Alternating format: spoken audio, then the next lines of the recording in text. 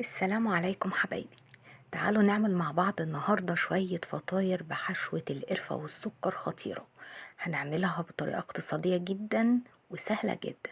يلا نقول بسم الله ونبدأ طريقتنا. أول حاجة هنزل بنص كوباية من السكر على باكت من الخميرة الفورية وبيضة وبياض بيضة، وكمان كوباية من اللبن الرايب وعليها الفانيليا. اخلطي كل المكونات دي حلو جدا لحد ما تحسي ان السكر بدأ يدوب معاكي في الخليط. بعد كده هبدأ اضيف معلقتين بالظبط من الزبدة.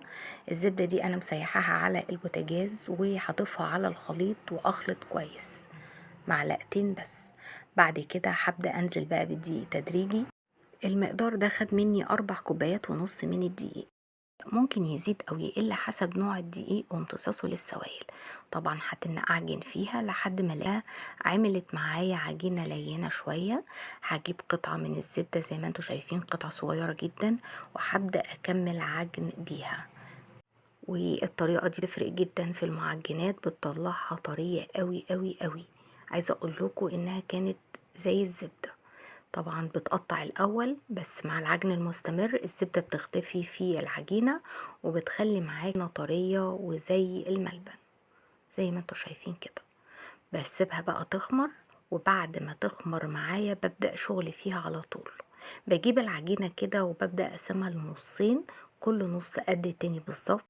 هشيل جزء وهبدأ اشتغل في الجزء التاني علشان العجينة ما تنشفش معايا ولازم تكون متغطية.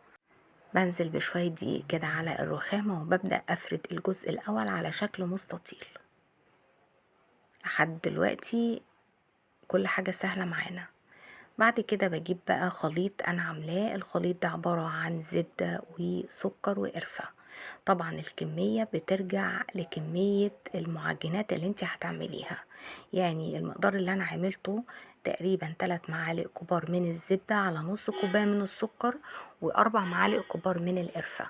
ببدأ اخلطهم كويس جدا مع بعض لحد ما الاقيهم ساحوا واختلطوا تماما، وبفردهم زي ما انتوا شايفين كده على العجين، وببدأ أتنيها نصين على بعض وبفردها تاني بالطول. بقطعها المستطيلات كلها مقاس واحد زي ما انتوا شايفين. ببدأ أسلكها بقى علشان هي ما تسلكتش معايا كويس. بقطعها كده وباجي في النص كده بعمل فتحة صغيرة، مش للآخر، يعني أنا مش عايزة أفتحها للآخر، يا دوب كده في النص حاجة بسيطة.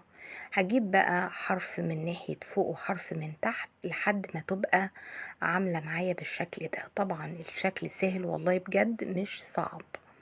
يعني لو جبت ناحية هنزلها من ناحية من تحت والتانية من فوق كده، وهبدأ أرصها على صينية. الصينية ديت يا إما ورق زبدة أو مدهونة دهنة خفيفة جدا من الزيت، واسيب مسافات ما بين كل واحدة والتانية، مسافات بسيطة قوي علشان هي لما تخمر لازم تبقى زي كده السينابون لما يبقى جنب بعضه.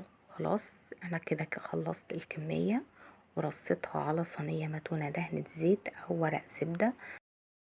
هسيبها بقى تخمر، وبعد كده هكون مجهزة صفار البيضة اللي انا شلته عليه شوية حليب وكمان فانيليا، وهبدأ ادهن الوش زي ما احنا شايفين كده. وقلنا استبدال البيض ممكن استبدله بقهوة سريعة الذوبان على الحليب، هتديني نفس النتيجة وهتديني كمان لون ذهبي حلو قوي. بدهن الكمية كلها وبكون مجهزة الفرن على درجة حرارة متوسطة. هدخل الجمال ده على الشبكة في النص، مش هياخد معانا نص ساعة وهيكون طالع رهيب.